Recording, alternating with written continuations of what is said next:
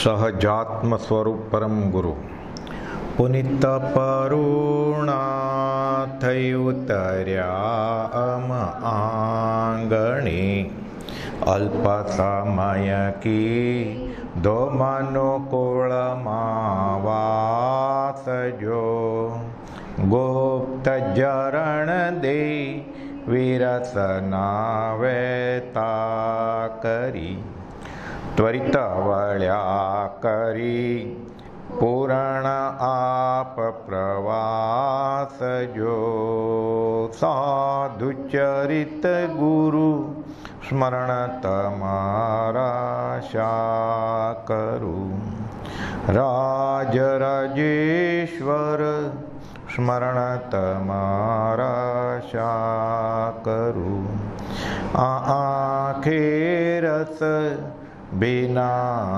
તમને ભાળિયા અનુભવ નંદન વનના વિરલ વિહારી જો બાકી જ્યાં ત્યાં હૃદય વિહીન નજરે પડે શુષ્ક જીવન સરી તાપુરમાં સંસારી જો સાધુ ચરિત ગુરુ સ્મરણ તમારા શા કરું મેં ગરુડા આણ્યા અમ ઉરમરુ ક્ષેત્રમાં ટવકી સ્વર્ગીય રૂડા રાગ મલ્લાર જો નવ પલ્લવતા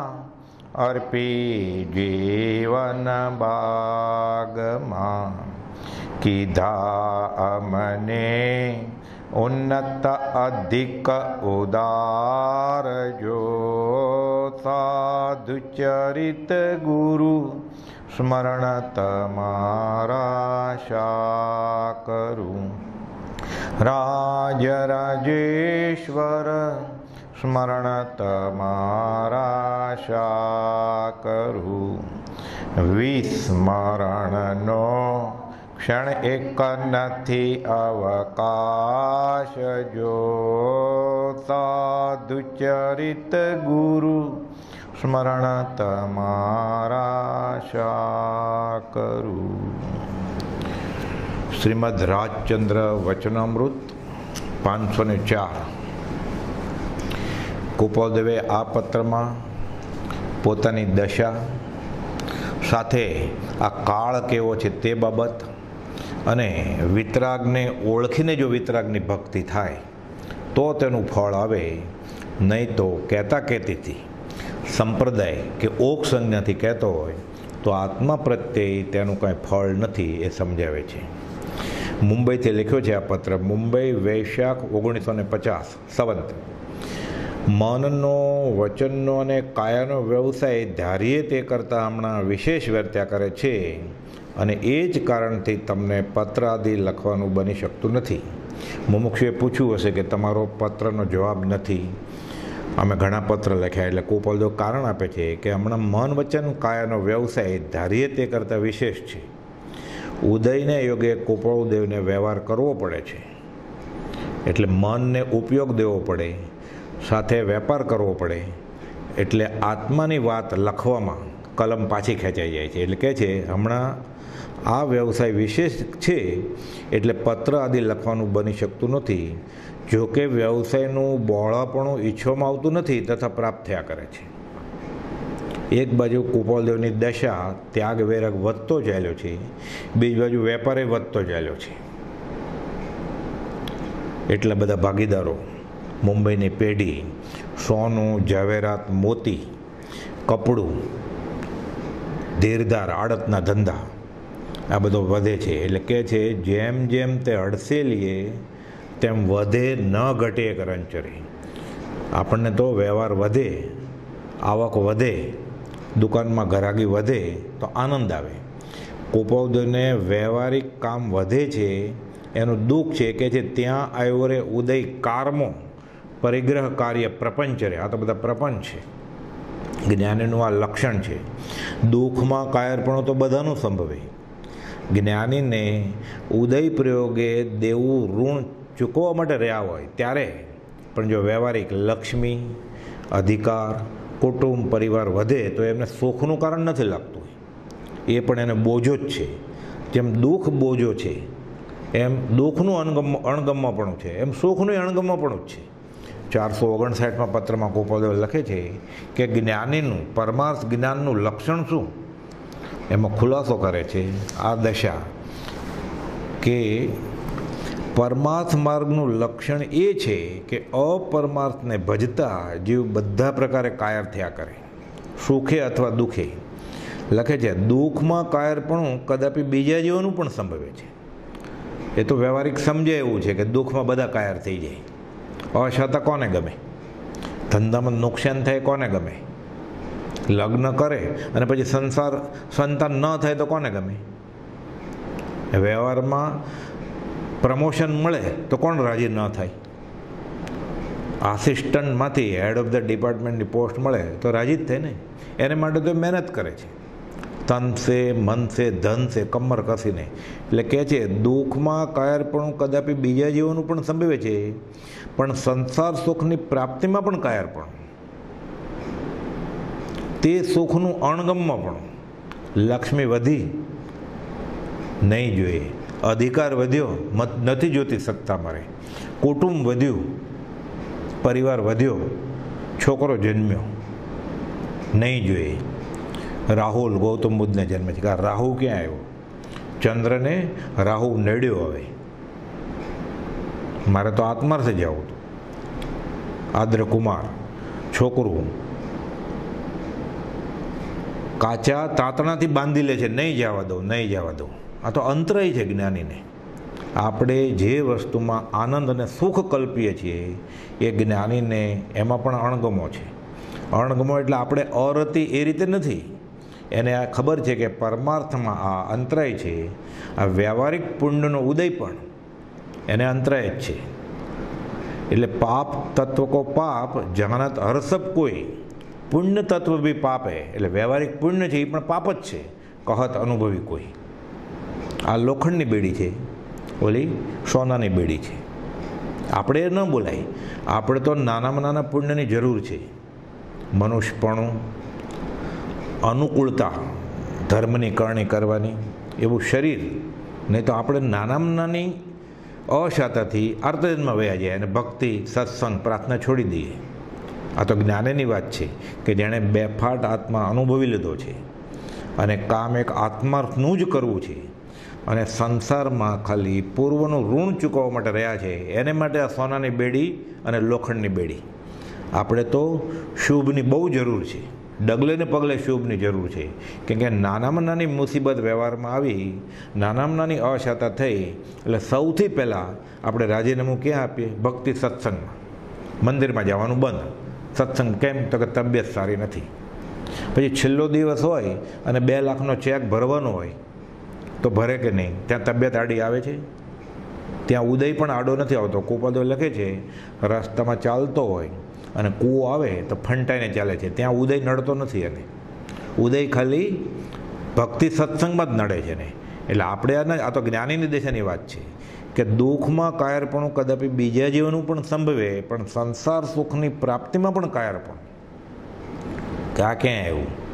લક્ષ્મી, અધિકાર, કુટુંબ, પરિવાર. રૂબુ રાજાની વાત આવે છે ને. ગોપાલદેવે 223માં લખી છે સુભગભાઈ ઉપર.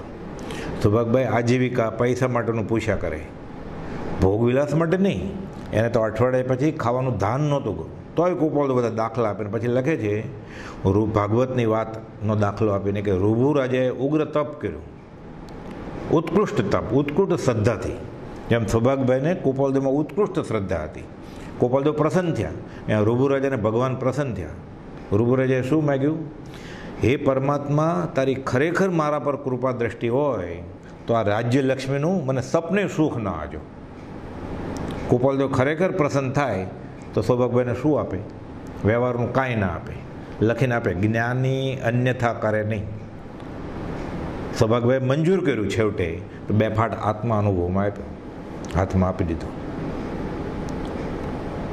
તો આપણે તો આ બધું જોઈએ છે. એટલે કહે છે દુઃખમાં કાયરપણું કદાપી બીજા જીવોનું પણ સંભવે છે, પણ સંસાર સુખની પ્રાપ્તિમાં પણ કાયરપણું, તે સુખનું અણગમમાં પણ નિરસપણું પરમાર્થ માર્ગી પુરુષને હોય છે.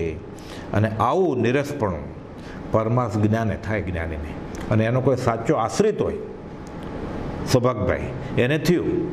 આવું નિરસપણું જીવને પરમાર્થ જ્ઞાને અથવા પરમાર્થ જ્ઞાની પુરુષના નિશ્ચય થવું સંભવે છે, બીજા પ્રકારે થવું સંભવતું નથી. હવે આપણે ધર્મને નામે કોને વળગ્યા છીએ? જો કુપાઉદોને વળગ્યા છીએ તો આપણે આ સમજવું પડે, આ આત્મસાત કરવું પડે, અને આપણને પણ સંસાર સુખની પ્રાપ્તિમાં કાયરપણું, તે સુખનું અણગમપણું, નિરસપણું થવું જોઈએ, તો સાચા આશ્રિત કહેવાય. અને આ થયું એટલે લખે છે કે કોઈ જ્ઞાનના આવરણને કારણે જીવને વ્યવસ્થિત જ્ઞાન થાય નહીં, પણ સામાન્ય એવું જ્ઞાન જ્ઞાની પુરુષની શ્રદ્ધા રૂપે થાય છે. આ જ વડના બીજની પેઠે પરમાર્થ વડનું આ બીજ છે, સંકેતનું બી રોપણ, તો કુપાલદેવને માન્યા કહેવાય. આપણે પરમાર્થ જ્ઞાની છે એમ આપણે નિશ્ચય થાય કુપાલદેવ, તો એને જે વળગ્યો હોય કે પરમાર્થ જ્ઞાની અથવા પરમાર્થ જ્ઞાની પુરુષનો નિશ્ચય જેને થયો છે એને પણ આવું હોવું જોઈએ, એમ કુપાલદેવ કહે છે. એટલે આપણી દશા કોણ શું છે અને આપણા આરાધ્ય દેવગુરુ કોણ છે એ ઊંડો વિચાર માગી લે, અને ત્યારે ખબર પડે કે પરમાર્થ માર્ગમાં આપણે ક્યાં છીએ. એનો વિચાર વિવેકપૂર્વક શાંત ભાવે કરીએ તો ખબર પડે.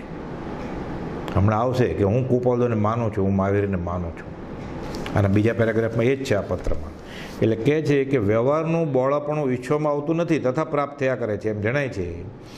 હવે જ્ઞાનીને જ્ઞાન થયા પછી જાણે છે કે આ પ્રારબ્ધના ઉદય છોડીને ચાલ્યું જાય તો ચાલે, કે ભોગવે જ છૂટકો છે. આપણે ન ખબર પડે. આપણે જો અનુકૂળ સંજોગો હોય તો આપણે એને સુખ સમજીએ છીએ અને આપણે ત્યાં રહેવાનું પસંદ કરીએ, અને પ્રતિકૂળ સંજોગો હોય તો આપણને દુઃખ ગર્ભિત વૈરાગ્ય આવે અને આપણે ત્યાગના વિચાર આવે. ઘણીવાર એમ થાય કે આપણે મોક્ષ જોઈએ જ છે. શા માટે મોક્ષ જોઈએ છે? વ્યવહારિક પ્રતિકૂળતા છે એટલે હતાશા છે, આર્તધ્યાન છે, એટલે એને મોક્ષ જવું છે. 5 ઇન્દ્રિયના વિષયો, મન, શરીરની શાતા, લક્ષ્મી, અધિકાર, કુટુંબ, પરિવાર બધું જ બરોબર છે. પછી એમ કે આ છોડી દે બધું, તારો સંસાર તો મોક્ષ મળે. તૈયાર છીએ આપણે? આપણે સંસાર પણ લીલો રહે અને મોક્ષ પણ થાય એવો મોક્ષ લેવા નીકળ્યા છે, એ ક્યારે શક્ય જ નથી. સંસારનો નાશ એનું નામ મોક્ષ છે. તો જ્ઞાનીને ઉદયમાં ખબર હોય કે આ ઉદય લીધે મારે ભોગવી જ છૂટકો છે કે આ છોડીને ભાગી જાય તો ચાલે એમ છે. એટલે કહે છે કેટલાક પ્રકારે તે વ્યવસાય વેદવાયોગ્ય છે કે જેના વેદનથી ફરી તેનો ઉત્પત્તિ યોગ મળશે, નિવૃત્ત થશે. જો હમણાં દેવું પૂરું આપ્યા વગર ભાગી જાય તો ત્યાગ વૈરાગ તો ઉત્કૃષ્ટ છે. અમારા અંગમાં એવો ત્યાગ વર્તે છે કે કોઈ સંગમાં આવે એને ઈચ્છા થાય કે હું સંસાર છોડી દઉં, પણ પછી પાછું ફરીવાર ઋણાનુબંધ ચૂકવવા માટે આવવું પડશે, આ ભવે કે પછીના ભવે. એટલે કોપલ કહે થોડુંક જ બાકી છે. હવે જે કર્મ ઘણા લાંબા કાળે પૂરું થવાનું હતું એ અલ્પકાળમાં વેદવા માટે આવા બધા ઉદય આવ્યા છે સાથે, અને ત્યાગના ઉભરા, વૈરાગના ઉભરા સાથે વ્યવહારના ઉભરા આવે છે. કારમો ઉદય એટલે લખે છે ને, આંખ પાસે રેતી ઉપડાવીએ છીએ, એક હાથે મહાભીરમણ સમુદ્ર તરીએ છીએ. સહેલું નથી. ફેફડે ફે પ્રસ્વેદ પરસેવો છૂટી ગયો છે કે આ માથું ધડ ઉપર રહેતું નથી, પણ આ જ કરે છૂટકો છે. હવે થાકી જાય તો પાછું કાળચક્રમાં પછી ફરીવાર પાછું આ બધું મળે. આ દેહ મેળ્યો છે, એક પત્રમાં લખે છે, એ પ્રથમ મેળો નહોતો તો હવે ભવિષ્યમાં પણ પ્રાપ્ત થવો નથી. હવે ક્યાં દેહ ધરવો છે? એટલે બધું ઋણાનુબંધ ચૂકવવું છે કુપાલદેવ. એટલે કહે છે કે કદાપી બળવાનપણે તેનો નિરોધ કરવામાં આવે, વનમાં જઈએ બ્રાહ્મી વેદના એટલે નીકળી જાય કદાચ, તો તે નિરોધરૂપ ક્લેશને લીધે પણ પાછો ઉપયોગ તો દેવો પડે ને. ચાલવું, ભાગીદારીએ ધંધો છોડીને નીકળી જાય, સર્વસંગ પરિત્યાગ કરીને કુટુંબ છોડીને નીકળી જાય, તો એ નિરોધરૂપ ક્લેશ પણ અત્યારે આત્માને વિસ્તૃતા પરિણામ જેવો પરિણમી શકે નહીં. વિસ્તૃતા પરિણામ એટલે આ શાસ્ત્રીય શબ્દ છે. સિદ્ધશિલાએ બિરાજમાન સિદ્ધ ભગવંત એ સિદ્ધાત્મા એવો વિસ્તૃતા પરિણામમાં હોય છે. એટલે સતત કુપાળુદેવે એક પત્રમાં એનો અર્થ કર્યો છે. 475માં પત્રમાં આપણે સવારની ભક્તિમાં જે આવે છે ને, એ આમ તો બનારસીદાસનું એ સમરસર નાટકનું એ પદ છે કે શુદ્ધતા વિચારે ધ્યાવે, શુદ્ધતા મેં કેલી કરે, શુદ્ધતા મેં સ્થિર વહે, અમૃત ધારા બરસે. વચનામૃત 475. એટલે સૌભાગભાઈએ, ડુંગરસિંહભાઈએ પોતાની બુદ્ધિથી એનો અર્થઘટન કર્યું અને પછી ડુંગરસિંહ ગોસાળે કહ્યું છે કે આ સુધારસની વાત છે. એટલે ગોપાલજી કહે છે આ સુધારસની વાત નથી. સુધારસ છે જરૂર, આત્માના નિકટતર પ્રદોષોથી લૂંછાઈને આવે છે અને જીભના મૂળ પાસે એ ઝરે છે. એ ગુરુ કૃપાથી જો પકડાઈ જાય તો આત્માના ધ્યાનનું એક ઉત્કૃષ્ટ કારણ છે. પણ અહીંયા એ યોગના પ્રકારની કોઈ વાત નથી. એટલે કુપાદેવ લખે છે એ કવિતમાં સુધારસનું જે મહાત્મ્ય કહ્યું છે તે કેવળ એક વિસ્તૃતા પરિણામે સ્વરૂપસ્થ એવા અમૃતરૂપ આત્માનું વર્ણન છે. તેનો પરમાર્થ યથાર્થ હૃદયગત રાખે છે. કુપાદેવના અનુભવાઈ ગયું છે. એટલે કે આ તો શુદ્ધ આત્માના અમૃત પરિણામ, સહજ સ્વરૂપે પરિણતિ થવી, સ્વરૂપસ્થ, સમવસ્થિત. કુપાદેવ લિખિતનમાં આવું બધું લખે છે. સહજ આત્મ સ્વરૂપ, શ્રી સહજાત્મ સ્વરૂપ 653માં લખ્યું, 719માં લખ્યું. એટલે સમવસ્થિત આ દશામાં પહોંચી જાય જે જીવ એ સ્વરૂપસ્થ જ હોય. લખે છે શ્રી સ્વરૂપસ્થના યથાયોગ્ય એને જે પરિણામ વર્તે એની વ્યાખ્યા ગોપાલદેવે કરી છે વિસ્તૃતા પરિણામની, કે સર્વ પ્રકારના અન્ય પરિણામથી રહિત અસંખ્યાત પ્રદેશી આત્મદ્રવ્ય, આ વિસ્તૃતા પરિણામવાળું આત્મદ્રવ્ય કહેવાય. એ બીજું કોઈ પરિણામ હોય જ નહીં. આત્મામાં સમાઈ ગયો છે. આ સહજ સ્વરૂપે સ્થિતિ થવી, અને સહજ સ્વરૂપે સ્થિતિ થવી તેનું નામ તો મોક્ષ છે. વચનામૃત 609માં કુપાદેવે લખ્યું છે કે સહજ સ્વરૂપે સ્થિતિ થવી તેને શ્રી વિતરાગ જીન મોક્ષ કહે છે. કુપાલદેવ આ પરિણામમાં છે. અત્યારે વ્યવહારના ઉદયમાં ઝવેરી બજારને ગલ્લે આ પરિણામમાં કુપાલદેવ છે. એટલે કે અત્યારે અમે જો વ્યવસાય છોડી દઈએ, સૌભાગભાઈ પૂછે હવે ત્યાગ ક્યારે કરવાના છો, સંસાર ક્યારે છોડવાના છો, તો હું ભભકે જોતો જાઉં જરા, અને જગતનું કલ્યાણ થાય. એટલે કુપાલદેવ કહે છે કે આ નિરોધરૂપ ક્લેશને લીધે આ વ્યવહારનો નિરોધ કરીએ તો કરી શકીએ એમ છીએ, પણ નિરોધરૂપ ક્લેશને લીધે આત્માપણે વિસ્તૃતા પરિણામ જેવો પરિણમી શકે નહીં. એટલે આત્માને ઉપયોગ દેવો પડશે. સ્વસ્વભાવમાંથી બહાર નીકળીને આ ભાગી જવું હોય, નીકળી જવું હોય તો એને માટે તૈયારી કરવી પડે. રેવાશંકરભાઈને બીજા પેઢીના ભાગીદારોને કહેવું પડે, ઘરમાં કહેવું પડે, અને નિષેધ કરે કે હમણાં નહીં, દિવાળી પછી જાજો, વરસ પૂરું થાય ત્યારે જાજો. એ ક્લેશ બી કુપાલદેવ પોતાના સમવસ્થિત સ્થિતિમાંથી બહાર આવીને ઉકેલવા માગતા નથી. એટલે કહે છે કે નિરોધરૂપ ક્લેશને લીધે આત્માપણે વિસ્તૃતા પરિણામ જેવો પરિણમી શકે નહીં એમ લાગે છે. માટે તે વ્યવસાયની જે અનિચ્છાપણે પ્રાપ્તિ થાય તે વેદવી. જેમ એક પત્રમાં લખ્યું છે ને, પરેચ્છાનુસારીને શબ્દભેદ નથી. જેમ ઉદયને ધક્કે પોતે સ્વરૂપમાં સ્વરૂપ સ્થિત, ઈચ્છા રહિત, વિચરે પૂર્વ પ્રયોગ. ઈચ્છા શું છે? સિદ્ધિ ગઈ નામદે ઠાણમ સંપાવમ કામાણમ. આ ઈચ્છા છે કે આ બધું વહેલા અમે છોડી દઈએ, એટલે પુનરાવૃત્તિ, ફરી વાર અહીંયા આવવું નથી. અત્યારે થોડું વધારે મહેનત કરીને કરેડિયા કરીને આપી દઈએ. 100 રૂપિયાનું દેવું હોય, 99 અપાઈ ગયા છે, હવે 1 રૂપિયો મહેનત કરીને આજે ઉપવાસ કરી નાખશું, ખાશું નહીં, 1 રૂપિયો આપી દે એટલે ફરી વાર ઉઘરાણી કરવાવાળા આવે નહીં. પ્રભુદેવજી કહેતા હજી આવો, પછી ક્યાં આવશો લેવા. અને જ્ઞાનીને તો પરમાર્થ માર્ગને જેને સાચો નિશ્ચય થયો છે એને તો તીવ્રપણે જ્યારે આવો ઉદય સંપ્રાપ્ત થાય તો કુપાલદેવે 913માં લખ્યું છે તેનું વીર્ય તે સમયે વધારે ઉલ્લાસિત થતું અને તે સમયે વધુ કલ્યાણકારી સમજાતો. કેમ? એના કર્મ બધા ખપે છે ને, એટલે કર્મોની ભેખડ બધી તૂટે છે. એટલે આવે વખતે જેમ કર્મ વધે, જેમ ઉપાધિ વધે, એમ એનું વીર્ય વધારે સ્ફુરે અને એ નિર્જરા કરે. વિમોક્ષ નામના પાઠમાં આચરણ સૂત્રમાં લખેલું છે કે સહજ સમાધિમાં પહોંચી ગયા છે. મુનિવર જ્યારે ભક્ત પ્રત્યાખ્યાન કરે ત્યારે એવી જગ્યા ગોતે નિર્જન નિર્વદ્ય હિંસા ન થાય એવી, અને પછી બધા પચકાણ લઈ લે અન્ન જળના, અને પછી ત્યારે શું વિચારે કે હવે મારે કોઈ પણ પરાલંબી સુખની જરૂર નથી. અને ત્યારે શાસ્ત્રમાં વાત આવે છે એને અમૃત આનંદનો, જાણે અમૃતના ભોજન લેતો હોય એવો આનંદ આવે ત્યારે. આ ભક્ત પ્રત્યાખ્યાન વિમોક્ષ પાઠમાં લખ્યું છે. એટલે એ જ વાત અહીંયા ગોપાલદેવ કહે છે કે નિરોધરૂપ ક્લેશને લીધે આત્માપણે વિસ્તૃતા પરિણામ જો પરિણમી શકે નહીં એમ લાગે છે, માટે તે વ્યવસાયની જે અનિચ્છાપણે પણ પ્રાપ્તિ થાય તે વેદવી એ કોઈ પ્રકારે વિશેષ સમ્યક લાગે છે. એટલે સાચું શું અને ખોટું શું, સારું શું અને ખોટું શું, આપણે જે પણ નિર્ણય વ્યવહારમાં લઈએ એ બધા ખોટા હોય. કેમ કે આપણને સમ્યક દર્શન ન હોય. ગોપાલદેવે લખ્યું છે વચનામૃત 64માં, જેનું પરિણામ વિપર્યય આવે એની શરૂઆત અશુદ્ધ ઉપયોગ વિના થાય જ નહીં. તો જ્ઞાનીને હવે અશુદ્ધ ઉપયોગ નથી, અત્યારે વિસ્તૃતા પરિણામમાં છે, શુદ્ધ ઉપયોગ છે. તો એ પરિણામ એમ નક્કી કરે કે આ કર્મ ભોગવીને છોડીએ તો એ બરાબર હોય, એટલે સંસારમાં રહ્યા હોય તો એ બરાબર હોય.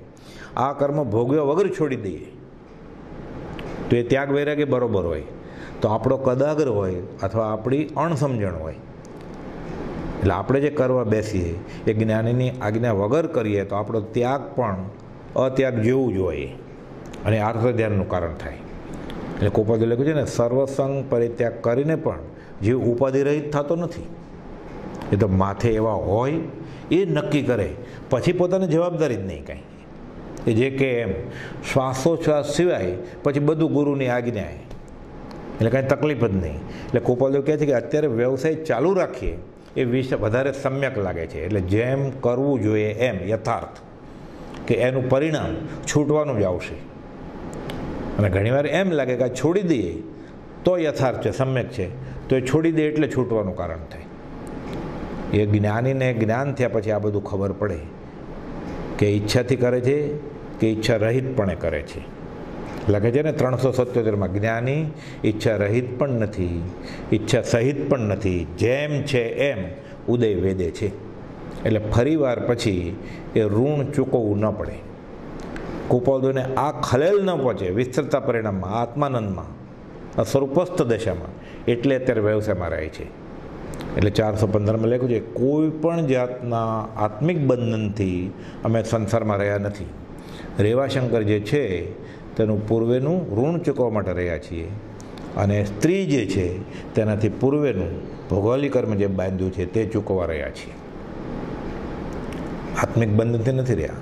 સુભાગભાઈને અને ડુંગરશીભાઈને તો એક પત્રમાં લખે છે 398માં કે કદાચ મનમાં પણ એવો વિકલ્પ થાય ગોસળિયાને, લહેરાભાઈને કે સાયલાના બીજા ભક્તોને, તો કે જે અમને કોઈ પણ જાતની સંસાર સુખ વૃત્તિ છે એવું તમને વિકલ્પ ઉગ્યો તો અમારા પર તે આરોપ કર્યો છે એમ સમજજો તમે. આ ગોપાલદેવની દશા છે.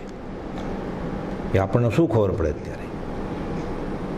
એટલે પહેલાં તો શ્રદ્ધા જ કરવી પડે, અને કાં તો જે આ દશા જેણે અનુભવી છે, જ્ઞાની થઈને જે જ્ઞાનીને ઓળખ્યા છે.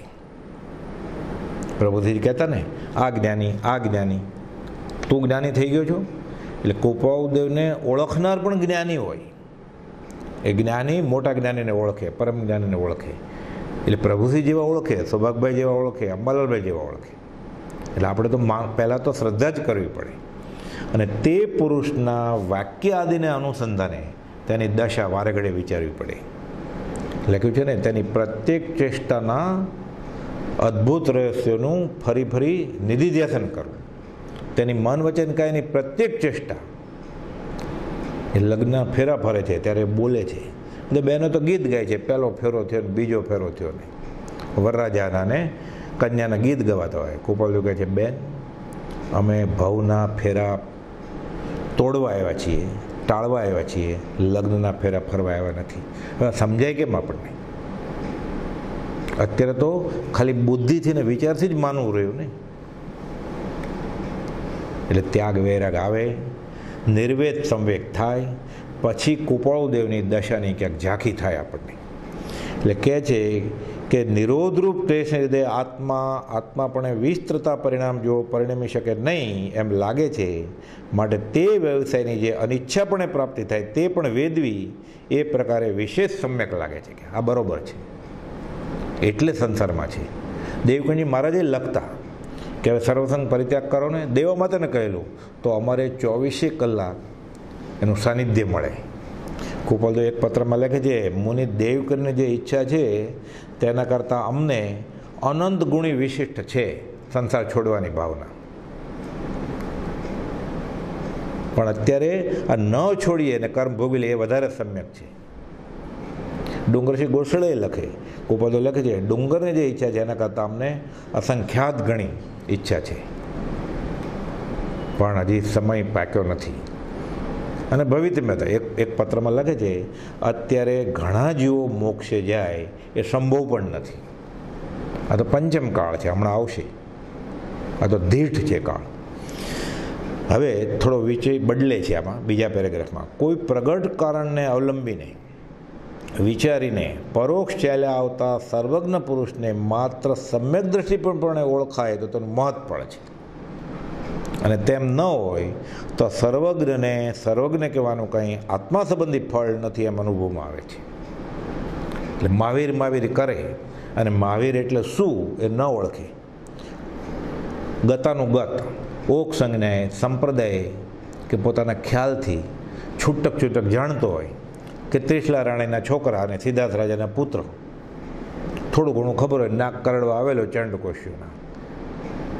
એટલે કૃપાલદેવ કહે છે કે સર્વજ્ઞને સર્વજ્ઞ કહેવાનું કંઈ આત્મા સંબંધી ફળ નથી જો ઓળખતો ન હોય તો. ક્યાં બનેલું આવું? મુંબઈ, ચૈત્ર સુદ 13 મહાવીર જયંતિનો દિવસ, પાયધુની બધા નીકળ્યા. મહાવીર સ્વામીના જન્મદિવસનો વરઘોડો, 1, 2, 3, 4 મહાવીર સ્વામી કા જય જયકાર. કૃપાલદેવ ત્યાં જ છે આગાસીમાં ઊભા જોવે છે. એ દુષ્મકાળના દુર્ભાગ્ય જીવો કે છે આ વર્તમાને વિદ્યમાન મહાવીરને ભૂલીને ભૂતકાળની ભ્રમણામાં ક્યાં ભાવ? આમ મહાવીર મળે? નાચો, કૂદો, વાજિંત્ર, સ્વાદિષ્ટ ભોજન, ગાન તાન, નવા કપડાં અને મહાવીર કરે તો મહાવીર મળે? એટલે કૃપાલદેવ લખે છે, સર્વજ્ઞને સર્વજ્ઞ કહેવાનું કંઈ આત્મા સંબંધી ફળ નથી એમ અનુભવમાં આવે છે. પછી મહાવીર સ્વામી જન્મદિવસ હોય એ પણ, મહાવીર સ્વામી નિર્વાણ કલ્યાણક હોય એ પણ, કૃપાલદેવ કાર્તિકી પૂર્ણિમા હોય એ પણ, અને ચૈત્રવદ પાંચમ હોય, બધા દિવસો સરખા જ ઉજવવાના. શું? 3-4 મીઠાઈ, નવા કપડાં, ગાન તાન, મ્યુઝિક, ગાયન, સંગીત, કંઈ ફરક જ નહીં. જન્મદિવસ છે, મરણ દિવસ છે, પછી નામ શું આપે? કલ્યાણક છે. પણ તને કાંઈ લાગ્યું, અસર થઈ? એટલે કૃપાલદેવ કહે છે, સર્વજ્ઞને સર્વજ્ઞ કહેવાનું કંઈ આત્મા સંબંધી ફળ નથી. આ તો ઓક સંજ્ઞાએ કરે છે, ગતાનું ગત, જેના દાદાઓએ કરતા આવ્યા છે. આ ધર્મની કરણી છે. નિમિત્ત જેટલું કંઈ હોય ક્રિયા તો બરોબર છે, પણ બાહ્ય ક્રિયા રુચિ જીવડા રે, ભાવ ધર્મ રુચિહીન, અને એને જે માર્ગદર્શન આપે છે ઉપદેશક પણ ટેવા. શું કરે જીવ નવીન? તબલા વગાડો, વાજિંત્ર વગાડો, નાચો કૂદો, સ્વાદિષ્ટ ભોજન કરો, ગાન તાન, પૈસા ખર્ચો. આ કલ્યાણક ઉજવવાનો રસ્તો હોય વિતરાગના માર્ગમાં? પરશન સે પર મતવાળા, એટલે બીજા મતમાં ખબર પડે કે જૈનનો આ વૈભવ છે એ બતાવવાનું છે, કે જૈનનો આત્મવૈભવ બતાવવાનો છે. આ બધું વિસારે પડી ગયું છે.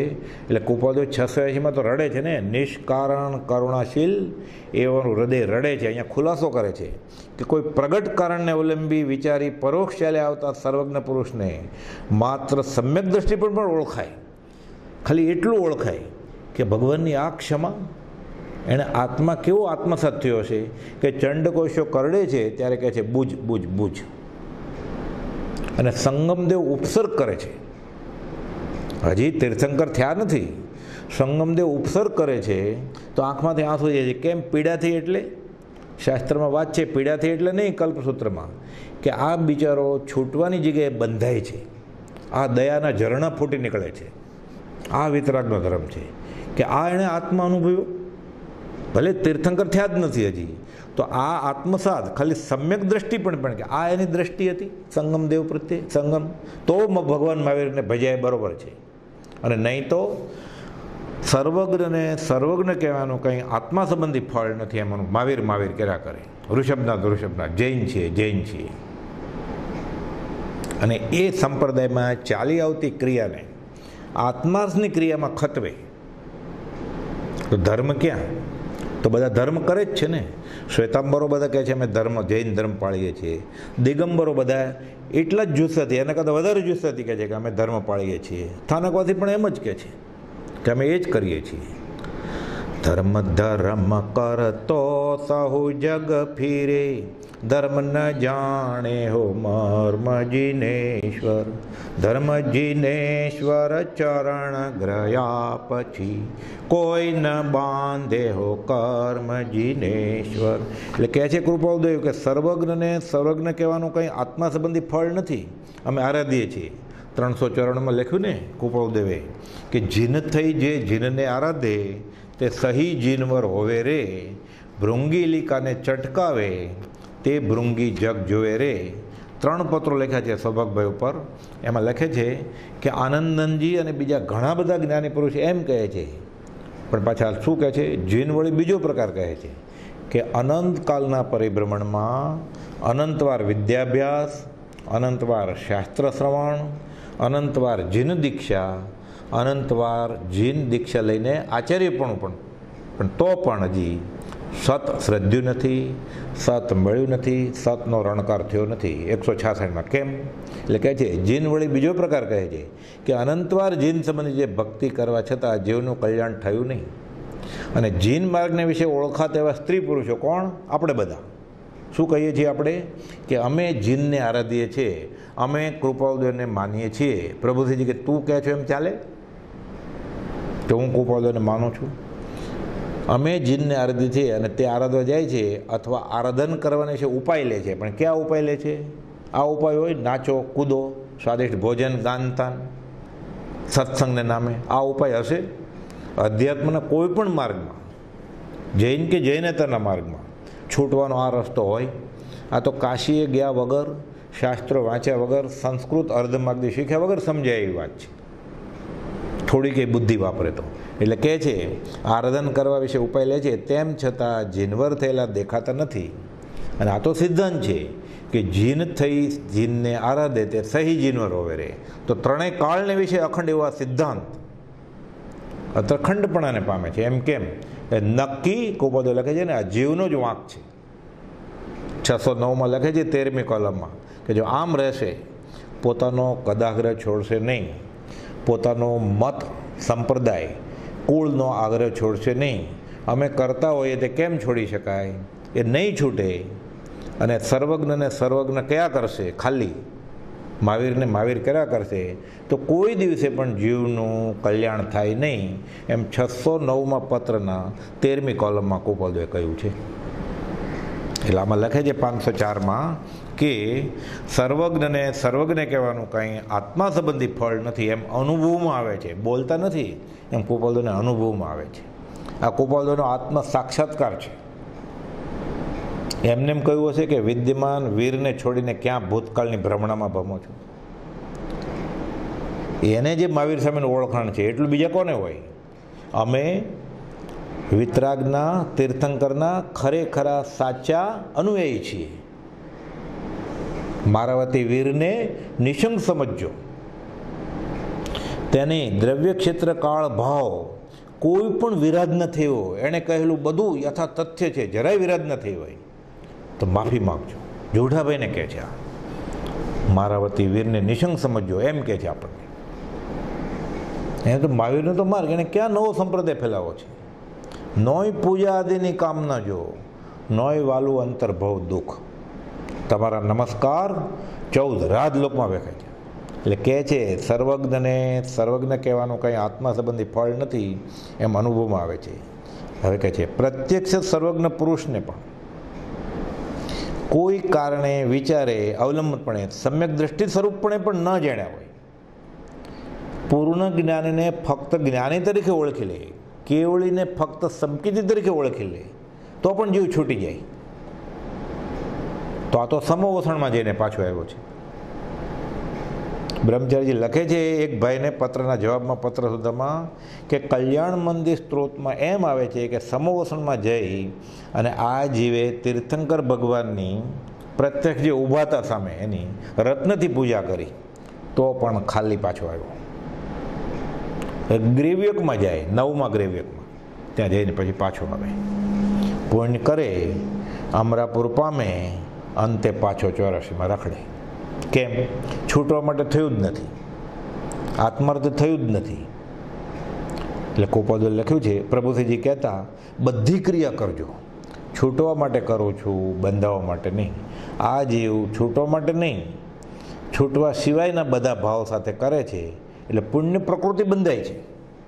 નિર્જરામાં કામ આવતી નથી, પુણ્ય પ્રકૃતિ વપરાઈ જાય, એ પુણ્યના ઉદયનું સુખ ખવાઈ જાય એટલે પાછો ખાલી ડેલી હાથ દઈને પાછો આવી જાય. એટલે કહે છે, પ્રત્યક્ષ સર્વજ્ઞ પુરુષને પણ કોઈ કારણે વિચારે અવલંબને સમ્યક દ્રષ્ટિ સ્વરૂપણે પણ ન જણાય હોય તો આત્મ પ્રત્યય ફળ નથી. આપણે એમાંથી આમ સમજવાનું, પ્રભુશ્રીજી કહે છે કે હું કુપાલદોને માનું છું, હું કુપાલદો માનું છું, એમ કહેવાથી એ કુપાલદોને માનવાવાળો થતો નથી. માયનાનું ફળ નથી, દશાનું ફળ છે. પછી આચરણમાં આવવું જોઈએ. શું પ્રભુ ચરણ કને ધરવું, આત્માથી સૌ હીન, એટલે દૂધ મૂકો, પાણી મૂકો, સફરજન મૂકો, નારિયેળ મૂકો, એ ભગવાનને જોતું નથી. એ અમે દેહધારી છીએ કે કેમ, તો સંભારી તરફ માંડ જાણીએ છીએ, એટલે એને એમાં રસ નથી. શું પ્રભુ ચરણ કને ધરવું, આત્માથી સૌ હીન, તે તો પ્રભુએ આપ્યો, હવે વર્તું ચરણાધીન. એણે જે કહ્યું છે એ જ્ઞાનીની નાનામાં આજ્ઞા છૂટવા માટે આરત છે, તો જીવને છૂટવાનું કારણ થશે. એટલે કહે છે તેનું આત્મા પ્રત્યે ફળ નથી, પરમાર્થથી તેની સેવા અસેવાથી જીવને કંઈ જાતિભેદ થતો નથી. એટલે દેહને આત્મા અલગ થશે નહીં, સમ્યક દર્શનનું કારણ થશે નહીં. અને સમ્યક દર્શનના કારણ વગર જે ક્રિયા કરવામાં આવે આ બધી છેલ્લે દુપચકણના જ ખાતામાં છે. એટલે એકાંતે નિષેધ નથી કે મનુષ્ય દેહ પણ આવી પુણ્ય પ્રકૃતિના ઉદયથી જ મળ્યો છે, બહુ પુણ્ય કરે પુણ્યથી મળ્યો છે, પણ સુપચકાણ હશે એને છૂટવાનું કારણ થશે. બાકી બધું દુપચકણમાં એ શુભાશુભ ચાલુ રહેશે. શુભ કરે ફળ ભોગવે દેવાદી ગતિમાય, અશુભ કરે નરકાદી ફળ કર્મ રહિતને કાંઈ. હવે છૂટવા માટે કરે તો તે શુભાશુભ છેદતા ઉપજે મોક્ષ સ્વભાવ થાય. તે કંઈ સફળ કારણ રૂપે જ્ઞાની પુરુષે સ્વીકારી નથી એમ જણાય છે. હવે પાછો વિષય બદલે છે. કુપાલદો લખે છે, ઘણા પ્રત્યક્ષ વર્તમાનો પરથી એમ પ્રગટ જણાય છે. આ કાળની વાત કરે છે. આ કાળની એટલે 125 વર્ષ પહેલાંની. અત્યારે તો એના કરતાં પણ ઉતરતું કાળ છે, એટલે એના કરતાં ખરાબ દશા છે.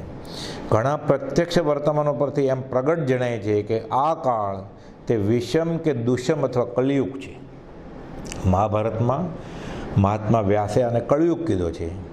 જૈન સંપ્રદાયમાં આને પંચમ આળ દુષમ કાળ કહેવાય છે, પડતો આરો. કાળચક્રના પરાવર્તનના અનંતવાર દુષમ કાળ પૂર્વે આવી ગયા છે, એટલે આવા કળયુગ. એટલે એમાં આવે ને સતયુગ, દ્વેતાયુગ, દ્વાપર યુગ અને પછી મધ્યયુગ ને બધા યુગ હોય. કળયુગ આપણે સુષમ, સુષ્મા સુષ્મા, સુષ્મા, સુષ્મા દુષ્મા, દુષ્મા અને દુષ્મા દુષ્મા, એટલે આખું કાળચક્ર. 10 કરોડાકોટી સાગરોપમ, પહેલો આરો 4 કરોડાકોટી સાગરોપમનો. બધું સુખ જ સુખ, સુખ, સુષ્મા સુષ્મા, અકર્મા, અસી મસી ખેતી કાંઈ નહીં, જુગલિયા બસ. સાથે જન્મવાનું, સાથે મરવાનું, કોઈ કર્મ નહીં, અસી નહીં, મસી નહીં, ખેતી નહીં, કોઈ ઝઘડો નહીં, કોઈ રોગ નહીં, કોઈ કાંઈ કરવાનું જ નહીં, અકર્મા ભૂમિ. એટલે છૂટવાનું કારણ એ ના થાય. પાછું સંયમ હોય તો છૂટવાનું કારણ થાય ને.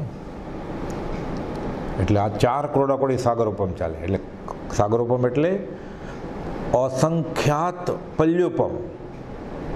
અમુક આમને એમ છે કે 15 પલ્યોપમ, પણ એટલે કરોડો વર્ષો થાય. એટલે 4 ગાવ લાંબો કૂવો, 4 ગાવ પહોળો ને 4 ગાવ ઊંડો, એમાં નાનામાં નાના વાળ. અમુક જગ્યાએ તો લખ્યું છે જુગલિયાના વાળ. જુગલિયા આમ જ નાજુક, પણ તરત જન્મેલા બાળકના વાળ એના એવા કટકા કરે કે પછી એનાથી નાનો કટકો ન થાય. એ આવા કૂવામાં ભરે. ક્યાં કૂવામાં? 4 ગાવ લાંબો, પહોળો ને ઊંડો, દાબી દાબીને ભરે. એવા દાબી દાબીને ભરે મેંદાની જેમ દબાવીને કે પછી ચક્રવર્તીનું આખું સૈન્ય ચાલી જાય માથેથી, તો પણ એક વાળ ખસે નહીં. એટલા જ બધા. હવે એક વાળ 1 વર્ષે કાઢવામાં આવે અને ખાલી થાય ત્યારે ખાલી 1 પલ્યોપમ થાય. આવા અસંખ્યાત પલ્યોપમ થાય ત્યારે એક સાગરોપમ થાય. સાદી ભાષામાં પિયાલી લઈ અને મહાસાગર ખાલી કરવાનો પલ્યોપમ, પલ્યની ઉપમા પલ્યોપમ.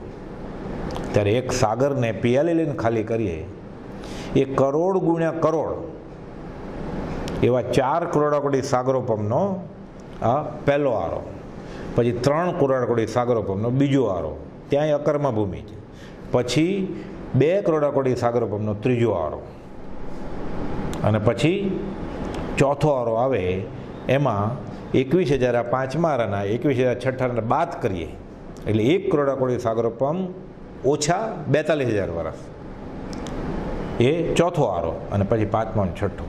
ત્રીજાના છેવાડે તીર્થંકર થાય અને ચોથાના છેવાડે ભગવાન મહાવીર થાય, અને મહાવીર ભગવાનના નિર્વાણ પછી અમુક કાળે પાંચમો આરો શરૂ થયો. એટલે કાળચક્રની દૃષ્ટિએ વિચારીએ તો કેટલો લાંબો કાળ છે. એમાં કર્મભૂમિ એટલે કર્મ ખપાવી શકાય એવા ક્ષેત્રો, એવો સમય કેટલો ઓછો છે. આમ કરોડો વર્ષો, પણ અનંતની સરખામણીમાં આ એ કેટલો નાનો કાળ છે. આ ક્ષેત્ર કેટલો ઓછો છે. એટલે આ બધું દુર્લભ છે યોગો, અને ત્યારે એ કરે. અને એમાં પાછો આ દુષ્મકાળ તો ખરો જ, આ દુષ્મમાં દુષ્મ પાછો હુંડા અવસર પેઢી, એટલે કે આશ્ચર્ય છે. એટલે આ પડતો કાળ હોય એને ઉત્તર પેઢી કહેવાય, ચડતો હોય એને અવસર પેઢી કહેવાય. આવા અનંત કાળચક્ર પરાવર્તન થયા, એમાં અનંતવાર દુષ્મકાળ આવી ગયા છે. તથાપિ આવો દુષ્મકાળ કેવો આપણે જેમાં રહીએ છીએ એવો કોઈક જ વખત આવે છે. શ્વેતાંબર સંપ્રદાયમાં એવી પરંપરાગત વાત ચાલી આવે છે કે અસંયતી પૂજા નામે આશ્ચર્યવાળો હુંડ ધીટ એવો આ પંચમ કાળ અનંત કાળે આશ્ચર્ય સ્વરૂપે તીર્થંકર આદિકે ગણ્યો છે. એટલે બિહામણો, ડર લાગે એવો, ખરાબ, ખરાબમાંય ખરાબ, એટલે અધમાધમ. આ આરાની શાસ્ત્રમાં જે વાત છે એનું આવું વર્ણન ચાલતું હતું ભગવાન ઋષભનાથ ભગવાનની દેશનામાં. આ સાંભળીને કે આપણે આ વખતે જન્મ લેવો પડશે, તો એવી વખતે જન્મ ન થાય એટલે ભગવાન ઋષભનાથની દેશના સાંભળીને ત્યારે જ કેટલાય જીવ સર્વસંગ પરિત્યાગ કરીને ચાલી નીકળ્યા કે આપણે અહીંયા જન્મવું ન પડે. આપણે એ કાળમાં અત્યારે શાંતિથી ભોગવી રહ્યા છીએ અને કાળક્ષેપ કરી રહ્યા છીએ. એટલે આ બધું સમજીને આપણે કાળચક્રનું બધું જાણી લઈને આપણે પુરુષાર્થ ફરવા માટે આ બધું જાણવાની જરૂર છે કે આપણે એવા સમયમાં છીએ. કાળ દોષ કળિથી થયો, જોગ નથી સત્સંગનો, ભક્તિ અને સત્સંગ વિદેશ ગયા છે. એટલે સંપ્રદાયમાં નથી, જ્યાં હોવા જોઈએ તે નથી. મંદિરમાં, આશ્રમમાં, તીર્થસ્થળોમાં ત્યાં સત્સંગ ભક્તિ નથી, જ્યાં હોવા જોઈએ ત્યાં હશે ક્વચિત, વ્યક્તિગત ધોરણે કોઈને. એટલે એવા કાળનું રૂપ આપીને આપણો પુરુષાર્થ આગળ વધે. એટલે કુપાલદેવે આ વાત કરી છે કે તીર્થંકર આદિ કે આશ્ચર્યરૂપે કાળ ગણ્યો છે. આ વાત અમને બહુ કરી અનુભવમાં આવે છે, સાક્ષાત એમ જાણે ભાસે છે. કુપાલદેવ તો દેખાય છે. કુપાલદેવ મોહમયી ક્ષેત્રમાં રહેતા હતા મુંબઈમાં 10 વર્ષ કે ને. અહીંયા આત્માની ઘોડાગાડીના અવાજમાં આત્માનો અનાહત ધ્વનિ સંભળાતો નથી, અને અહીંયા તો આત્માની વાત કરવાની પાણ નથી. અને સાયલ સૌભાગભાઈ ઠેઠ સાયલામાં, પોતે અહીંયા. આ દુઃખ કોને કેવું કે એટલે લખે છે વ્યવહારમાં એવો નિયમ છે, વ્યવહાર છે કે કોઈ માંદો પડે તો શાતા પૂછે. અમને પરમાર્થની શાતા પૂછવાળો અહીંયા કોઈ નથી, તમે શાતા પૂછો. સૌભાગભાઈ પૂછે હમણાં તમારી આત્મદશા કેમ છે, એટલે કુપાલદેવ પછી ટપકાવે. એ આપણને મળ્યા આ બધા પત્રો. હવે આ 10 આશ્ચર્યમાં અસંયતી પૂજા, જ્યાં સંયમ જ નથી, જ્યાં પૂજનીય ભાવ આવે એવો કોઈ ગુણ નથી, એને પૂજે છે લોકો. અસંયતી પૂજા એટલે સાધુ નથી એવાને પૂજે છે એમ નહીં, એ રીતે. પણ જેનામાં ભાવ જ નથી સાધુના. સાચો સાધુ તો કોણ? વેશ બદલ્યો એ નહીં, એ સફેદ કપડાવાળો શ્વેતાંબર, ન કપડા હોય તો દિગંબર, ભગવા કપડાવાળો સંન્યાસી કે ભભૂતિ લગાડી હોય એ નહીં, લાંબી જટા રાખી હોય એ નહીં, ઉગાડા પગ હોય એ નહીં. આત્મજ્ઞાન ત્યાં મુનિપણું તે સાચા ગુરુ હોય. અહીંયા તો ભાવાચાર જ સેવના ભાવ મુનિ હોય, એને નમસ્કાર કરો તો બરાબર.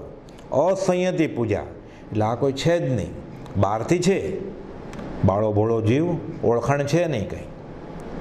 એટલે કુપોદે લખ્યું છે ઉપદેશમાં, કોઈ છકાઈના રક્ષકને જ્ઞાની માને, કોઈ ત્યાગીને જ્ઞાની માને, કોઈ ક્ષયોપશમવાળો હોય એને જ્ઞાની માને, કોઈ જગ્યાએ ટોળા થતા હોય એને જ્ઞાની માને, કોઈ બોલવામાં હોશિયાર હોય એને જ્ઞાની માને.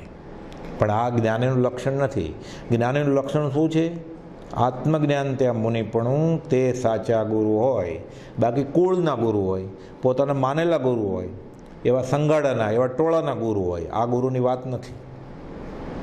બ્રહ્મચર્યની 9 વાળ વિશુદ્ધ પ્રમાણે પાળતો હોય તો આત્મજ્ઞાની હોય. એક પણ વાળમાં તિરાડ હોય, આત્મજ્ઞાન કેવી રીતે ટકે? પાત્ર વિના વસ્તુ ન રહે, પાત્રે આત્મજ્ઞાન, પાત્ર થવા સેવો સદા બ્રહ્મચર્ય મતિમાન. હવે ઉપદેશક જ પાત્ર નથી તો ત્યાં આત્મજ્ઞાન નથી, ઢોળાઈ જાય બધું. તે બીજાને શું આપે? ધર્મ લાભ, પણ ધર્મ હોય તો આપે ને. એટલે આ જ બળાપો દેવચંદ્ર મહારાજે કાઢ્યો છે કે ઉપદેશક પણ તેવા, શું કરે જીવ નવીન. બહુજન સંમતે, ઘણા લોકોએ માન્યું, ટોળું થયું એટલે માની લીધા. પછી વિચારતો નથી કે કોણ છે, શું છે, બધા કરે એ કરવાનું. એટલે ગાડરિયો પ્રવાહ, ગાડર એટલે એક ઘાટાની પાછળ બીજું ઘાટું જાય અને અંધો અંધ પલાય. અને પોતે એકલો લખે છે આનંદજી મહારાજ, દેઠાઈ કરું જો માર્ગ સિંચરું, સેંગું કોઈ ન સાથ, ઘાતી ડુંગર આડા ઘણા હતી. કોઈ છે નહીં સાથે. પણ પરમાર્થ માર્ગમાં પ્રભુજીજી કહેતા, લોકમુખે પોખ, તારી હાક સુણી જો કોઈ ન આવે તો તું એકલો જાને રે, તું એકલો જાને રે. આ સંગ થવાનો જ રસ્તો છે. મોક્ષ માર્ગીના ટોળા ન હોય, સિંહ ટોળામાં હોય, 2-4 હોય. એટલે અંધે અંધો પલાય એવું નથી કરવાનું. આમાં આ 10 આશ્ચર્ય, 10 આશ્ચર્ય કેટલી વાર છે શાસ્ત્રમાં વાત છે. આ 10 આશ્ચર્યની મોક્ષમાળામાં કુપોદે શિક્ષાપાઠ 53માં મહાવીર શાસનમાં વાત કરી છે. બ્રહ્મચારીજીએ મોક્ષમાળા વિવેચનમાં લંબાણપૂર્વક આ 10 આશ્ચર્ય સમજાવ્યા છે. એમાં આપણે આત્માર્થે મુખ્ય તો આ કે અસંયતી પૂજા, એટલે જ્યાં આત્મજ્ઞાન નથી. કુપોદે તો સિદ્ધાંત આપ્યો છે, ઉપદેશક ગુરુજી કોણ થઈ શકે? 600માં વચનામૃતમાં છેલ્લી લીટીમાં લખ્યું છે કે 9 વાળ વિશુદ્ધિ બ્રહ્મચર્યનું પાલન થાય પછી જે એને આનંદ આવે છે એ ત્યાગીને, એ વૈરાગી જીવને એ અવર્ણનીય આનંદ છે. અને આ ઉપદેશકપણું પણ અધ્યાત્મમાં ત્યાર પછી હોઈ શકે. એટલે ધર્મના નામે આપણે જ્યાં ત્યાં માથા ભરાઈ જતા હોય તો મળેલો અપૂરો જોગ પણ વયો જશે. અને દુર્લભ એવો મનુષ્ય દેહ અનંતવાર ગુમાવ્યો આ ભવે પાછો ગુમાવી દેશે. એ કહે છે 10 આશ્ચર્ય. આ ઊંડા રૂપણી કાળ હોવાથી શાસન ઉપર અનેક વિપત્તિ આવે છે ને આવશે.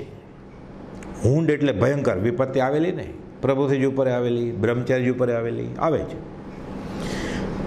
ઊંડ એટલે ભયંકર, વિચિત્ર અને અવરસર્પિણી એટલે ઉતરતો કાળ. જેના વડે તરાય તે તીર્થ, જે ધર્મથી તરાય તે ધર્મથી 10 અપવાદ, તે 10 આશ્ચર્ય અથવા અછેરા કહેવાય છે. તે આ મુજબ છે. હવે બ્રહ્મચારી સમજાવે છે 108 સિદ્ધ. 108 મધ્યમ અવગાનાવાળા તો સિદ્ધ થઈ જ શકે, એમાં કંઈ આશ્ચર્ય નથી. અહીંયા તો ઉત્કૃષ્ટ અવગાનાવાળા એટલે ઋષભનાથ ભગવાન, તેમના 98 પુત્રો અને સાથે બાહુબલજી અને ભરત રાજાના 8 પુત્રો, બધા 108 સાથે, બધા ઉત્કૃષ્ટ અવગાનાવાળા સાથે મોક્ષ ગયા. એ આ કાળનું અછેરું છે, આશ્ચર્ય છે, એટલે ન બનવા યોગ્ય. બીજું અસંયતી પૂજા. સુવિધિનાથ અને શીતલનાથ ભગવાનના આત્રામાં જૈન ધર્મ વિચ્છેદ ગયો અને કોઈ મુનિ વગેરે હતા નહીં આત્મજ્ઞાની, એટલે બ્રાહ્મણને પૂજાદાન આપવાનું શરૂ કર્યું. પછી એ ચાલુ રહ્યું આજ સુધી કે હવે જૈનમાં પણ જે સાધુપણું નથી, કુપોદના માર્ગમાં પણ ગુરુપણ ન હોય, પછી આ ચાલુ રહ્યું બધું.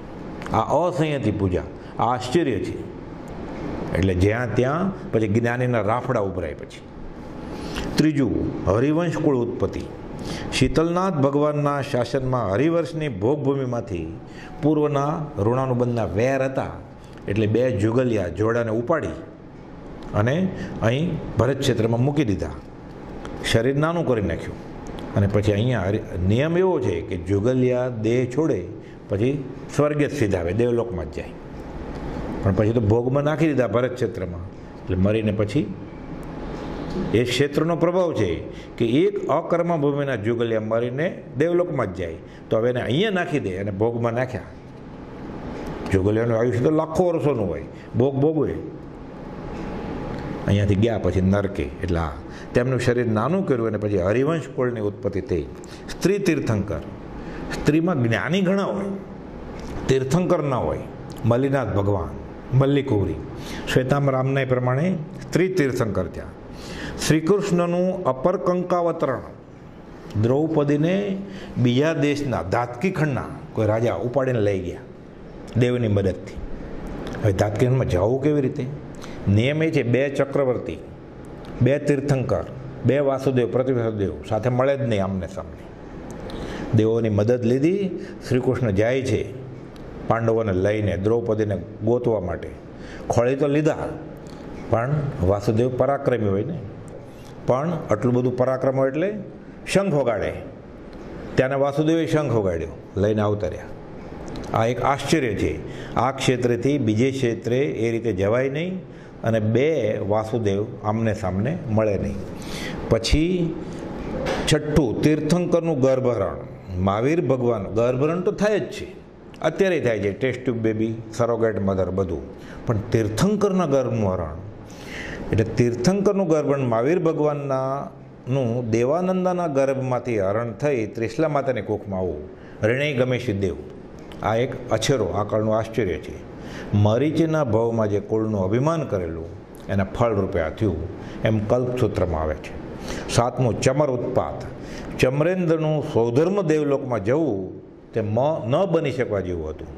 પોતે નાની પાયરીએ પુણ્ય પ્રમાણે મળે, ઈર્ષ્યા આવે છે ને કે મારા ઉપર પણ દેવ. સામાન્ય દેવ સમજાવે છે કે સૌના પુણ્ય પ્રમાણે ક્ષેત્ર મળે છે, આપણું પુણ્ય આટલું છે, સીમિત છે. તો કે ના, એ જાય છે. પછી તો ત્યાંના ઇન્દ્ર વજ્ર છોડે છે, આ ભાગે છે. હવે કોનું શરણું લેવું? તીર્થંકરની હાજરીમાં વજ્રથી પણ હિંસા થઈ શકે નહીં, હત્યા થઈ શકે નહીં. એટલે આ ચમરે અવધિ જ્ઞાનથી જોયું કે હવે કોનું શરણે લઉં? ભગવાન મહાવીર સુષમાપુર નગર ઈડર ક્ષેત્રે પુડવી શિલા ઉપર વિરાજમાન હતા. ગોપાલદેવ વાત કરે છે ને પ્રભુજીને, આ પુડવી શિલા ત્યાં જાય છે અને કંથવો થઈને ભગવાન મહાવીરના 2 પગ વચ્ચે રહી જાય છે. આ બાજુ ઇન્દ્ર આવે છે, ખબર પડી કે આ તમારો આશ્રિત હોત તો હું વજ્ર છોડત જ નહીં. હવે આ વાત આવી એટલે પ્રભુજીને કોઈ પૂછ્યું કે ગોપાલદેવ તમને કહેલું કે આ પુડવી શિલા ઉપર ભગવાન મહાવીર હતા, તમે હતા ના? પ્રભુજીએ કહ્યું અમને તો ઘણું કહ્યું છે, કંઈ બધું કહ્યું એ તમને કહેવાય નહીં, એમ કરીને વાત સંકોચી લીધેલી. પણ ગોપાલદેવે 157માં વચનામૃતમાં એટલું લખ્યું છે કે ચમર ઉત્પાત અને આ સુષમાપુર નગર એ બધી વાત કરી છે. પ્રાચીન ગ્રંથોમાં ઈડરનું નામ સુષમાપુર નગર હતું. એટલે આ બધી એ રીતે નોંધાયેલી હકીકત છે કે ભગવાન મહાવીર ત્યાં હતા, ગોપાલદેવ હતા, આ ચમર આવ્યો, આ ઈડર નગર, આ પુડવી શિલા. અને પ્રભુજીને ફરી ગોપાલદેવ પાછો ખુલાસો પણ કરેલો કે ભગવાન મહાવીર આવી સપાટ જમીન ઉપર બેસતા હતા. પુડવી શિલા અત્યારે પણ દર્શન માટે છે. આપણે ઈડર ચડીએ અને જમણે હાથે આવે છે ચડતા ચડતા. પછી અભાવિત પરિષદ, ભગવાન મહાવીરની પહેલી દેશના અફળ થઈ. કોઈ ઝીલવાવાળો જ નહીં તો પહેલી દેશના આપે સમોસણમાં તીર્થંકર. એટલે ત્યાગ વૈરાગ ઉત્કૃષ્ટ હોય એ તરત જ સર્વસંગ પરિત્યાગ કરીને ઘણા જીવો સાથે નીકળી જાય. અભાવિત પરિષદ. અન્ય સ્થળે વાત આવે છે 66 દિવસ સુધી ભગવાનના બોધને ઝીલનાર કોઈ નહોતો. પછી ઇન્દ્રભૂતિ ગૌતમ આવ્યા. આવો ઇન્દ્રભૂતિ ગૌતમ, તમને આત્મા છે કે નહીં એ શંકા છે. અને પછી એ શિષ્ય થયા. 9મું, તીર્થંકર ઉપસર. ભગવાન મહાવીરને કેવળ જ્ઞાન થયા પછી ગોશાળાએ ઉપસર્ગ કર્યો. પૂર્ણ જ્ઞાન ન હોય એ પહેલાં તો ઉપસર્ગ થાય. ઋષભનાથ ભગવાનને 1 વર્ષ સુધી ભૂખ્યા રહેવું પડેલું. ગોશાળાએ તો માર્યા, એ પહેલાં ભરવાડે કાનમાં ખિલ્લા ઠોક્યા. સંગમદેવે ઉપસર્ગ કર્યા. કેવળ જ્ઞાન થયા પછી પણ વેદની એ બાકી હતી કે ગોશાળાએ તેજોલસ્યા છોડી. જોકે તીર્થંકર અને શલાકા પુરુષના આયુષ્ય નિકાચિત હોય એટલે કમોતે મરણ થાય જ નહીં. પણ એ તેજોલસ્યાથી બીજા 2 દીક્ષિત મુનિઓ ભગવાન મહાવીરના ચરણ આગળ ઢળી પડ્યા. જોકે મહાવીર સામે એને ચેતવેલા કે જો તમારા ભાવ બગડે એમ હોય તો અહીંયાથી તમે દૂર નીકળી જાઓ, ગોશાળો પ્રાણઘાતક હુમલો કરશે. પણ એ લોકો તમારા શરણે અમારા ભાવ બગડશે નહીં. એટલે ભગવાન મહાવીર કહે છે, એ દેવાનો પ્રિયો તમને જેમ ગમે એમ કરો. પણ ભગવાન મહાવીરને પછી એ તેજોલેશા અસર એ રીતે ન કરી શકે, પ્રાણઘાતક ન નીવડે. એટલે ફરી અને પછી ગોશાળામાં જ પ્રવેશ પામે છે અને ગોશાળાનો પ્રાણ હરી લે છે. પણ ભગવાન મહાવીરને પણ 6 મહિના સુધી શરીરે દાહ રહેલું. એટલે આ એક અછેરું છે આ કાળનું, કે તીર્થંકર ઉપર કેવળ જ્ઞાન થયા પછી પણ ઉપસર્ગ થયો. હવે 10મું, સૂર્ય તથા ચંદ્રનું વિમાન સહિત ભગવાન મહાવીરની પરિષદમાં આવું, મૂળ વિમાન સાથે. દેવ લોકો ઘણા આવે, શાસ્ત્રમાં ઉલ્લેખ છે, કલ્યાણક ઉજવવા માટે પણ આવે, આવી દેશના સાંભળવા માટે આવે. સમકિતી દેવોએ સર્વાસિદ્ધમાં, એ તો અવધિ જ્ઞાનથી ત્યાં બેઠા બેઠા જ દર્શન કરે. પણ ઉત્તર વિમાન લઈને આવે, આ મૂળ વિમાને આવ્યા. એટલે એ વખતે પછી જ્યારે પાછા જાય છે ત્યારે મૂળ વિમાનનો પ્રકાશ હતો. આમ તો સંધ્યા થઈ ગયેલી, રાત થઈ ગયેલી, પણ પ્રકાશને લીધે ખબર ન પડી મૃગાવતીને, અને વિમાન લઈને નીકળી ગયા એટલે અંધારું થઈ ગયું. અને પછી વાત આવે છે શાસ્ત્રમાં કે મૃગાવતીને ચંદન બાળા ખીજાય છે કે જૈન સાધ્વી થઈ અને સૂર્યાસ્ત પછી આવી રીતે બહાર નીકળાય નહીં, આ શોભે નહીં. પ્રાયશ્ચિત કરે છે કે મારે લીધે મારા ગુરુને આવું ગુસ્સો કરવો પડ્યો, મેં એનું અસમાધિનું કારણ બની. એ પ્રાયશ્ચિતમાં એમને જ્ઞાન થાય છે પરિપૂર્ણ. અને કાળી રાત્રે નાગ આવે છે, તો અંધારામાં જ એ નાગ પોતાના ગુરુની એટલે ચંદનબાળાના હાથ ઉપર ચડતો હતો, અંધારામાં હાથ લઈ લે છે. કે જ્ઞાન થયું છે તો કે ગુરુ પસાય, તો કે મતિ શ્રુત અવધિ મન પ્રયોગ જ્ઞાન થયું છે તો કે ગુરુ પસાય, તો કે કેવળ જ્ઞાન થયું છે તો કે ગુરુ પસાય. ગુરુ રે આ છદ્મસ્ત પણ વિનય કરે ભગવાન. એ આ દાખલો છે કે સૂર્ય તથા ચંદ્ર વિમાન સહિત ભગવાન મહાવીરની પરિષદમાં આવેલા. એટલે આવું થાય નહીં કાળચક્રમાં, પણ આવું જ્યારે થાય ત્યારે એને અછેરા કે આશ્ચર્ય કહેવાય છે. પણ આમાંથી મૂળ તો અસંયતિની પૂજા. એટલે આ કાળે જે પૂજનીય નથી, જે પૂજવા યોગ્ય નથી, એને ગુરુજી તરીકે પૂજાય છે. અને પછી આપણે મિથ્યા ક્ષમતા આવી જાય એટલે આપણે એમ ગણીએ કે આપણે કોઈ સાથે શા માટે દ્વેષ કરવો જોઈએ. પણ આમાં સમદર્શિતના પાઠમાં શું છે, સાચને સાચ અને જૂઠને જૂઠ કહેવું જ પડે.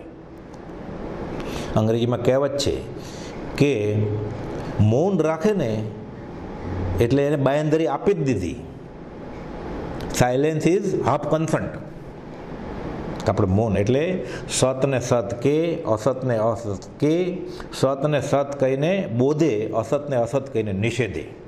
દ્વેષ નથી કરવાનો, ઝઘડો નથી કરવાનો, પણ સત્યને સત્ય જ રહેવા દેવાનું, સત્યને મિશ્રિત કરવાનું નહીં.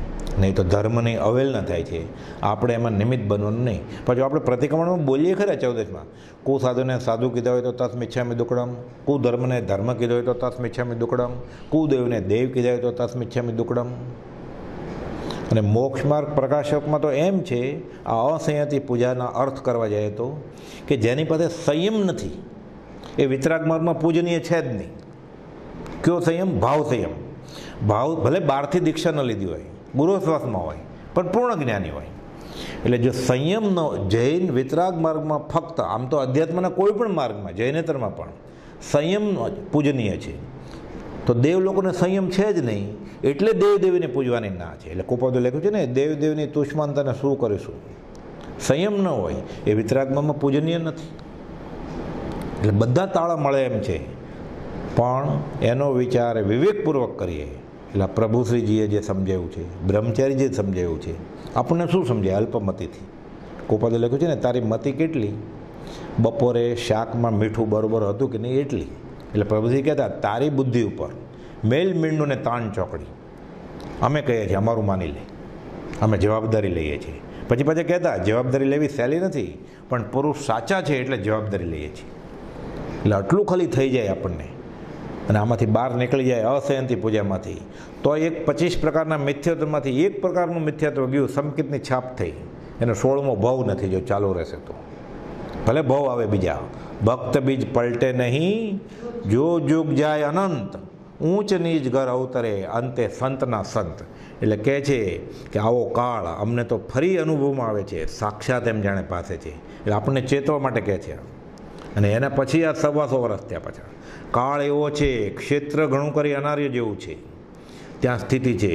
પ્રસંગ દ્રવ્ય કાળ આદિ કારણથી સરળ છતાં લોકસંજ્ઞાપણે ગણવા ઘટે છે. બધું લોકસંજ્ઞા ઓકસંજ્ઞાથી જ થઈ રહ્યું છે. બધું મતાંતર કોપાદે લખ્યું છે, મતભેદ પામી રાખી કોઈ મોક્ષ ગયા નથી. મત હોય ત્યાં સત હોય જ નહીં. એટલે પ્રભુજી કહેતા, અમે જે ધર્મ પડે છે શ્વેતાંબરે નહીં, દિગંબરે નહીં, સ્થાનકવાસીએ નહીં, જૈને નહીં, વૈષ્ણવે નહીં, અમે આત્મા ઉપર લાવીને મૂક્યા છે. કૃપાલજી જ્યાં ત્યાંથી રાગ દ્વેષ રહિત થવું એ જ મારો ધર્મ. કૃપાલજી કે છોડી મત દર્શન તણો આગ્રહ તેમ વિકલ્પ. હા, ચોખ્ખો થવાનો આ રસ્તો છે. મોક્ષ કયો? નિજ શુદ્ધતા તે પામે તે પંથ. કેટલો સહેલો બતાવી દીધો કૃપાલદેવે. મારો સંસાર મળ આ ક્રિયાથી ઘટે છે તો એ ધર્મનો માર્ગ. મારો સંસાર મળ આ ક્રિયાથી ઘટતો નથી. પછી એ શ્વેતાંબર હોય કે દિગંબર હોય, એ વિતરાગ નિર્ગ્રંથ ધર્મ હોઈ શકે નહીં. મતાંતર હોઈ શકે. મતનો મારે ખપ નથી. એટલે કહે છે, દ્રવ્ય ક્ષેત્ર કાળ અને ભાવના આલંબન વિના નિરાધારપણે આ ક્ષેત્ર છે, આવો કાળ છે, જોગ નથી સત્સંગનો, આત્માની વાત કોઈ ઝીલનાર નથી. એટલે કહે છે, નિરાધારપણે આત્માપણું ભજાય તેમ ભજે છે, બીજો શું ઉપાય?